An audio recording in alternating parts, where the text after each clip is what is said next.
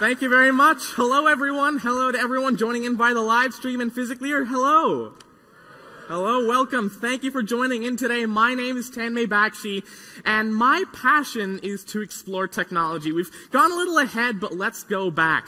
Now, my passion, it really lies at the intersection of technology and innovation. I love applying next-generation technology where I personally believe it's going to make the most impact. And the two fields where I believe it'll make that impact are the fields of healthcare and education. But before I get deeper into that and exactly what I'm doing, I do want to start off by saying a huge thank you to the entire team at the Building the Future event for putting together such a wonderful conference and inviting me to be here today. As a matter of fact, it's my very first time in Portugal and really loving it here. So a huge round of applause for the team. They've done a lot of hard work. Absolutely. So thank you very much to them. And today, before we get started, before we get into this world of next generation technology and what I'm doing with it, I do want to start off by giving you all a little bit of a sneak peek, a little bit of a tour into my journey into the world of technology in the first place.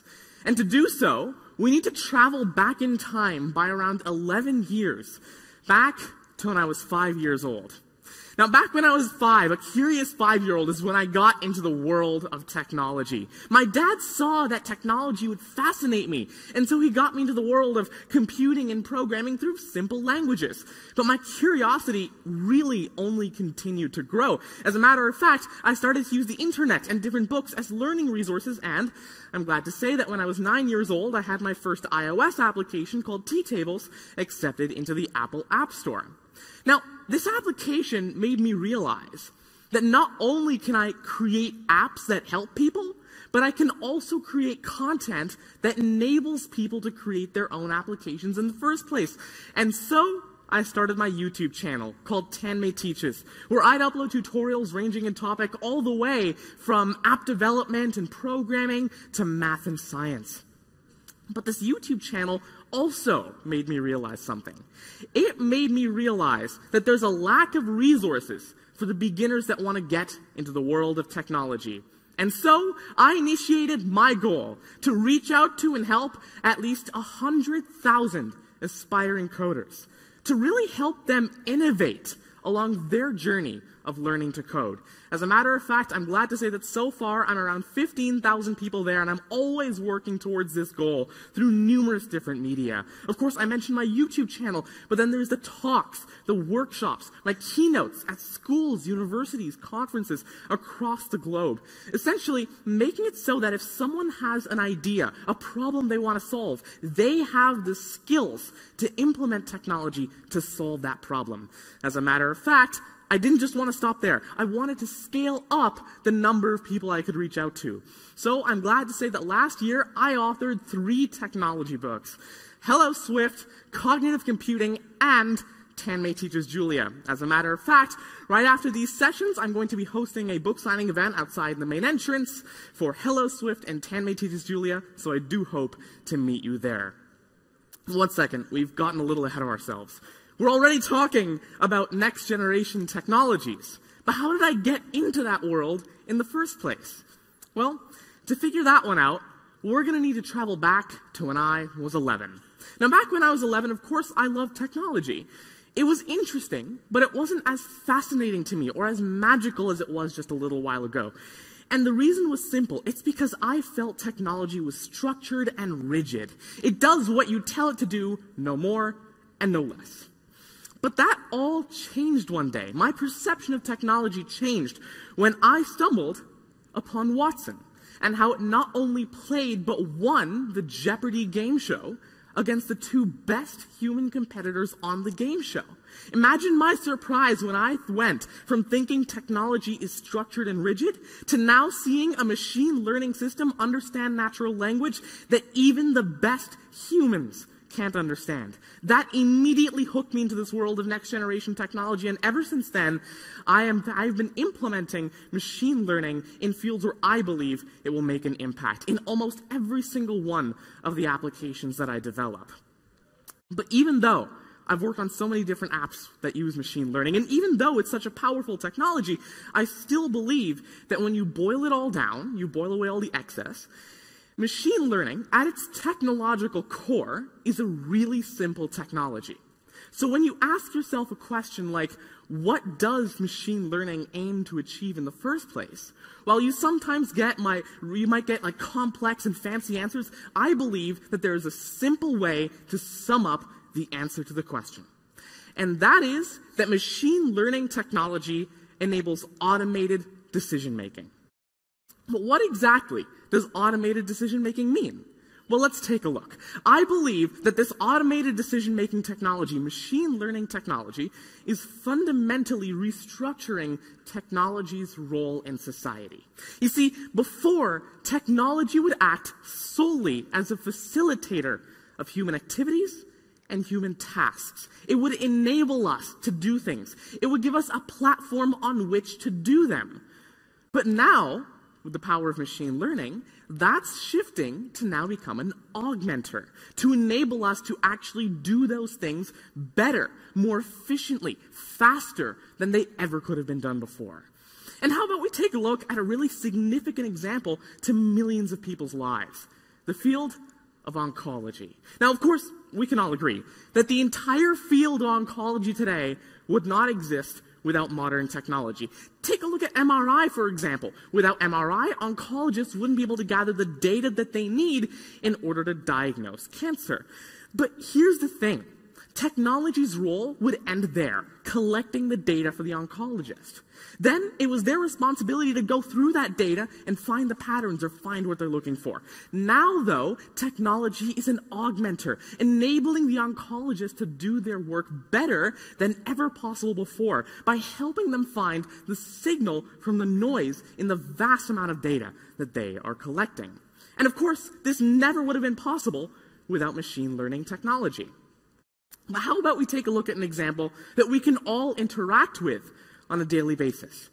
Back in 2009, when Tesla launched their very first Roadster, that was revolutionary. Tesla became the best platform for drivers to use to get from point A to point B electrically. It was the best. But then Tesla was just a facilitator, enabling drivers to drive.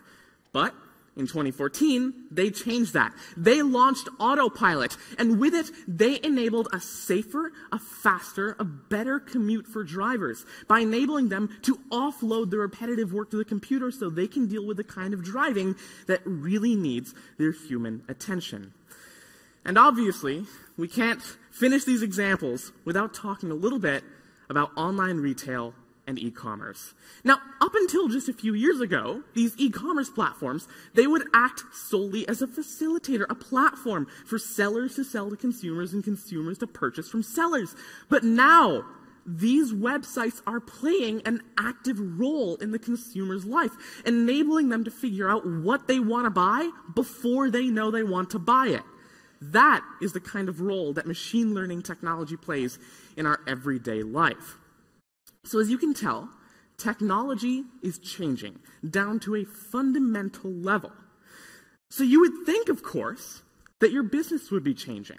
You would think that your business, not just the way that it applies technology, but that the way it thinks about technology is changing. I mean, it must be, right? Well, you would think the answer is yes, and it should be. But even if you do believe it is yes, I still believe that it's actually not sufficient. The answer is a resounding no. And the reason is that while we might be applying machine learning technology in some areas, it's still going largely underutilized. Data is everywhere, and machine learning is about analyzing data, so machine learning should be everywhere. But the problem is the way we view technology in businesses today is still the old way we used to view it. You've got the technology stack that enables you to do something, and occasionally you'll improve that technology stack. Like, for example, Microsoft releases the new SQL server, you go ahead and upgrade your technology stack, you have better or faster query speeds, and it helps you in some way.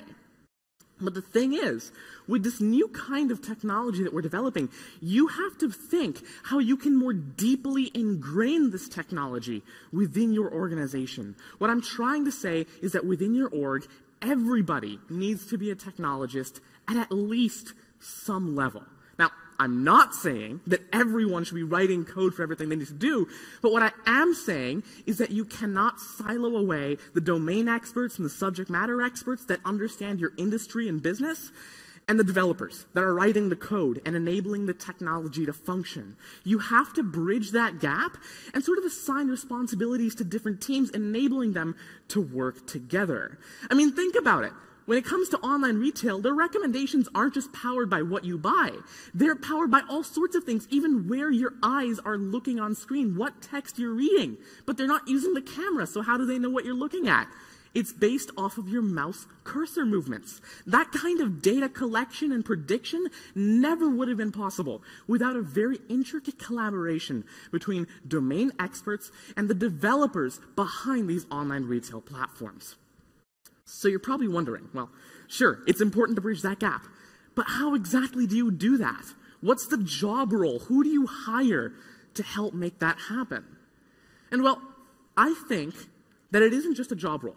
You can't just ask that question. You can't hire data scientists and expect this to happen. Rather, I believe it starts with all of us here today. It starts with you. It starts with the people at the tops of organizations. You have to change the way that you think about technology so your organization can change the way it thinks about technology. And the only way you can change the way you think about it is if you understand that technology. Not necessarily from a technical level, but at least down to a technological overview. And so what I want to do today is kickstart that journey for you by answering the fundamental what question. What even is artificial intelligence, or AI, in the first place? It seems like no one has a single clear definition for what this technology is. But if you average out a bunch of responses, you'll realize that a lot of people think of artificial intelligence as simulated intelligence technology, taking human intelligence and putting it in a computer. But I do not believe that is the case. In fact, that couldn't be further from the truth. I mean, think about it like this. This was the very first picture we as humans ever took of a molecule back in 2009. Just a couple of atoms. But guess what? Simulating this on one of NASA's largest supercomputers for just a single nanosecond in a total vacuum takes not hours, not days, it takes weeks of compute time on one of the largest supercomputers we have. Now imagine hundreds of these molecules in a single protein, thousands of which build up a single cell, hundreds of billions of which build up the human brain. It's simply impossible to simulate true-to-life, real intelligence within a computer or within our technology today. Rather, machine learning technology has a much more humble premise. It's actually pretty simple. You've got data sets, say data sets X and Y. You understand that there is a causal link between X and Y. There's some kind of correlation, some kind of mapping, but there's a little bit of legal fine print. And the fine print is that while it exists, you can't find it. Why can't you find it? Because you are a mere mortal. You are humans. You can't find that mapping. You don't have the mathematical understanding to extract that complicated mapping. But this is exactly the problem that machine learning solves. You don't need to find that mapping because now the computer can do it for you. But then you're wondering again, if machine learning is that simple and that sober, why do we view artificial intelligence as human intelligence, as human-like? And well, it's because of the misrepresentation of artificial intelligence in today's society. The bane of my existence, which is the way that we anthropomorphize artificial intelligence, the way we like to give it human traits and characteristics. But this misunderstanding is fundamentally bad for your business because of two key reasons. First of all, obviously, if you don't understand the technology, you're going to make the wrong investments in tech that you think will work, but actually can't. And, even worse, because you're too busy worrying about this future of humanoid robots, you're going to fail to recognize the right opportunities that machine learning technology really presents to your business. As a matter of fact, speaking of opportunities, this gives me the perfect opportunity to talk a little bit more about what kinds of things machine learning can actually enable you to do, and give you some examples of the technology in action. I mean, out of all the different projects that I've worked on that use machine learning technology, I feel like there are two in particular that you would be really fascinated by. And I want to start off with a project of mine in the field of biometric security. Now, we all use biometric authentication on a daily basis. Face ID on your phone, Touch ID, Microsoft Surface has facial recognition. And the thing is, biometric security has stayed largely the same for many years now. You've got your fingerprints that aren't very unique, you've got facial recognition that is very difficult to implement correctly on mobile devices, and you've got iris recognition, which is really inconvenient to use. And so I thought, well, what if I could use the power of machine learning to invent a brand new kind of biometric authentication? And so that's exactly what I did. I invented Heart ID, a machine learning powered system that can authenticate you based off of your electrocardiogram, your ECG. That's right, I can identify you based off of the way your heart beats. As a matter of fact, I'm really glad to say that just a little while ago, Heart ID actually won the HPC Reader's Choice Award for Best Use of High-Performance Data Analytics and Artificial Intelligence. Now, Heart ID, of course, has two main stages. You're going to provide it with electrocardiogram that it needs to be able to identify in the future, and then it'll use machine learning technology to take new ECG it's never seen before and try and identify whose it is exactly. As a matter of fact, if I feed in heartbeats from me and my sister into the system and visualize the neural network's embedding, this is what it looks like. As you can tell, two different individuals, two completely different heartbeats that look visually similar, but actually have minute differences that set them apart, and therefore different bar graphs to represent those features in the heartbeat. But of course, what fun is any technology without a demo? This over here is Peter. He's holding a device that's collecting electrocardiogram, and the system has already been trained on his heartbeat. So if I click on Predict, as you can tell, it says identified as Peter. But wait a minute. What about someone who's not Peter? Well, of course, if we go ahead and collect electrocardiogram, it'll be fed into my machine learning system. It's going to find those unique patterns, and it should match them against the previous patterns recognized to say, not identified as Peter. And so that is Heart ID. And what I want you to take away from this is that this would have been impossible without the power of machine learning technology, enabling me to find those really minute patterns. But as I mentioned towards the beginning today, I personally believe technology will make the most impact in the fields of healthcare and education, which is why I'm working on a project in both of those fields, a project in the field of helping dyslexic students learn how to read. Now, before we continue, let's take a look at these three individuals. We've got Richard Branson, Walt Disney, and Tom Cruise. Now, while I'm all sure we can agree on the fact they are famous and intelligent and creative and rich, and they've done great work, there's one more thing that you may not know that's common among all three of them, and that is that all three of them are dyslexic. Now, being dyslexic does not mean you're any less intelligent. It just means that your brain is trying to use the wrong side of your brain to read. And the thing is that if you aren't taught to read at a young enough age, it can lead to some disastrous consequences later in life. I mean, over 1 billion people suffer from dyslexia. 20% of people worldwide suffer from dyslexia, 15% of which being severe. And among adults with dyslexia, there's a 46% higher rate of suicide. As a matter of fact, over half of all the inmates in Louisiana are dyslexic. And the majority of dyslexic high school students end up dropping out, 62% to be precise. So what I'm doing is I'm developing machine learning powered applications that reduce the reliance of software on human tutors, enabling people worldwide to get access to this software that is effective, that is convenient to use, and affordable all at the same time. You don't need to pick two of the three. All three of them can be put in one piece of software thanks to the machine learning capabilities that power this application. And so I hope that with these examples, I've really been able to show you how artificial intelligence is such a significant technology. It's enabling dyslexic students to read. It's enabling me to identify you from your heartbeat. But the problem is that it's underutilized, and it's underutilized because it is so misunderstood, because it is so misrepresented in modern society. It's come down to the point where there are two groups of people. There's the developers, the people that work with the technology, the people with the sober views, and then there's the people that just see what they're shown about artificial intelligence or machine learning technology.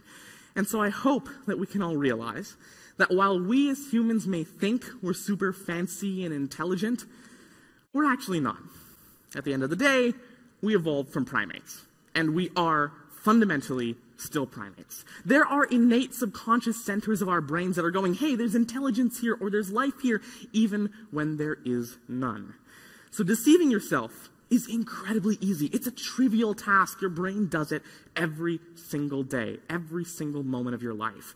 So I believe we should get off of this AI high. We should sober down our views on artificial intelligence, recognize the right opportunities, and enable ourselves to really see past the smoke and mirrors that our own brains are putting into the data that we see. As a matter of fact, I think that AI shouldn't even be called artificial intelligence because that simply isn't accurate to the technology behind it. I personally believe that a much better name for AI would be augmented intelligence, because that's what it's about. It's about augmenting human lives and human intelligence with the power of the technology that we're using every single day.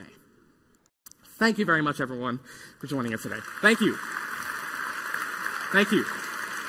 Thank you very much. Thank you.